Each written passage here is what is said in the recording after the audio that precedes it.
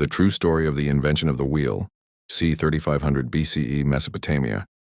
The story of the wheel's invention is not one of a single eureka moment by a lone genius, but a slow evolutionary process of technological convergence. It is a story that begins not with transportation but with pottery. The preconditions, a civilization ready for innovation. By 3500 BCE, Mesopotamia, the land between the Tigris and Euphrates rivers, in modern-day Iraq, was the cradle of civilization. The Sumerians had already developed agriculture. Surplus food allowed for specialization of labor. Cities, urban centers like Uruk and Ur created a need for large-scale infrastructure and logistics. The potter's wheel. This was the crucial precursor. Around 4500 BCE, Mesopotamian potters began using simple, slow-turning discs to help shape clay vessels symmetrically. These early turntables were heavy stone discs rotated on a pivot. Over centuries, they evolved into two-part mechanisms, a heavy wheel fixed to an axle which spun in a socket. This concept of a rotating disc on a central axis was the fundamental principle that would be applied to a new problem.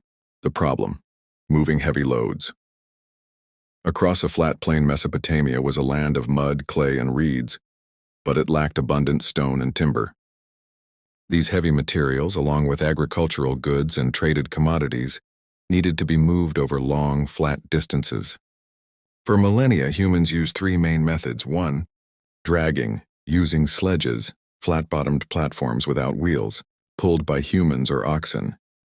This was incredibly inefficient as the sledge would constantly sink into the soft ground and create immense friction. 2. Rollers. As the sledge moved forward, workers would run to the back, pick up the now free rollers and place them in front. This was an improvement but was wildly inefficient, requiring a large crew and a vast supply of rollers.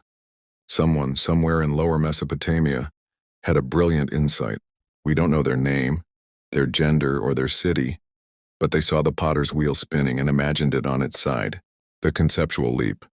From vertical rotation to horizontal movement.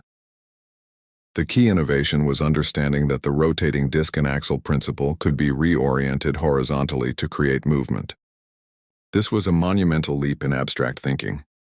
The first wheeled vehicle was almost certainly a sledge with wheels attached. Archaeologists believe the evolution went something like this. A potter or cartwright fixed two wooden discs to a stable, rotating axle. They then took a traditional sledge and instead of placing rollers under it, they permanently fixed the axle and wheels to it. The sledge was modified into a platform that could sit on top of the axle, or the axle was fixed to the underside. The earliest pictorial evidence of this invention comes from a clay pot found in Bronice, Poland, c. 3635–3370 BCE, which depicts a wagon-like structure. However, the oldest physical evidence of a wheel itself comes from Mesopotamia and Slovenia around the same time, c.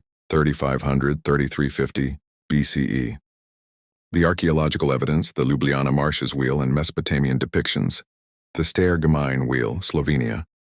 In 2002, archaeologists in the Ljubljana Marshes discovered a wooden wheel whose radiocarbon dating places it between 3350 and 3100 BCE. It was found alongside an axle, demonstrating a sophisticated understanding of the technology. This shows the idea spread rapidly from its Mesopotamian origin. Pictograms from Uruk. In ancient Sumerian city of Uruk, clay tablets from around 3500 BCE show schematized drawings of sledges with discs attached to their sides, clear representations of early wheeled vehicles. These first wheels were solid discs, carved from 3 planks of wood, usually elm, joined together with transverse wooden struts. They were heavy, cumbersome, and cracked easily, but they worked. They reduced friction so dramatically that a single team of oxen could pull a load many times heavier than what was possible on a sledge. Why it was revolutionary. The invention was a transformative moment for humanity. Revolutionized transport. It enabled the efficient movement of people, goods, raw materials, and agricultural produce over land. Trade networks expanded dramatically. Military advantage. The wheel allowed for the creation of war chariots, which became the supreme weapon of the Bronze Age, changing the nature of warfare and conquest. Advanced machinery. The core principle of the wheel and axle became the foundation for almost all complex machinery invented thereafter. Water wheels, gears, pulleys, spinning wheels, windmills, and eventually the turbines and engines of the modern world. It was the first step towards mechanization. The final twist, a solution in search of a problem. It is a fascinating historical irony that the wheel, while invented in Mesopotamia, was not universally adopted. It spread to Europe, the Indus Valley, and beyond. However, in other advanced civilizations like the Maya and Inca in the Americas, the principle was known, as evidenced by wheeled animal toys found in Mexico, but never applied to transportation.